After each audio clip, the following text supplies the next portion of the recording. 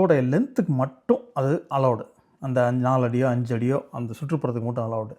இதுக்கு முன்னாடி பண்ண வீடியோவில் என்னோடைய பார்ட்டி ட்ரைனிங் ரொட்டீன் இது ஒரு 2-3 மாதத்துக்கு முன்னாடி பண்ண வீடியோ. அந்த வீடியோவோட லிங்க்கே இந்த டிஸ்கிரிப்ஷனில் போடுறேன். நான் எப்படி பண்ணுறேன்றது நீங்கள் விஷுவலாக பார்த்து தெரிஞ்சுக்கலாம்.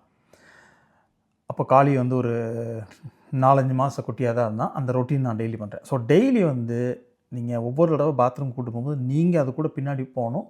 அது பாத்ரூம் போன உடனே அதை என்கரேஜ் பண்ணணும். நல்லா ப்ரைஸ் பண்ணணும். அதுக்கு தெரியணும் குட் பாய் அப்படின்னு சொல்லிட்டு பேரை சொல்லி குட் பாய்ஸ் ஏதோ ஒரு வகையில் வந்து அது ஒரு எனர்ஜெட்டிக் க்ரீட்டிங்ஸ் கன்சிஸ்டண்ட்டாக இருக்கணும். நீங்கள் பண்ணாலும் சரி, உங்கள் வீட்டில் வேறு ஃபேமிலி மெம்பர்ஸ் யாராவது இதை செஞ்சாங்கன்னாலும் சரி,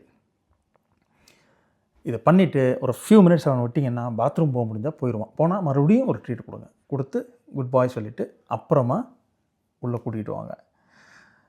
நீங்கள் அந்த 5 மினிட்ஸ் டைம் ஏன் விடணும் அப்படிங்கன்னா, டாக் கொஞ்ச நேரம் வந்து அது ஒரு மெடிடேஷன் பண்ணுற மாதிரி. அதே மாதிரி டாக் வந்து தூங்கி எந்திரிச்சு வெளியில் வந்தோடனே அதுக்கு வெளியில் இருக்கிற ஸ்மெல்ஸ், அந்த ஃப்ரெஷ் ஏர், இது எல்லாமே அதுக்கு ஒரு ரெஃப்ரெஷிங்காக இருக்கும்.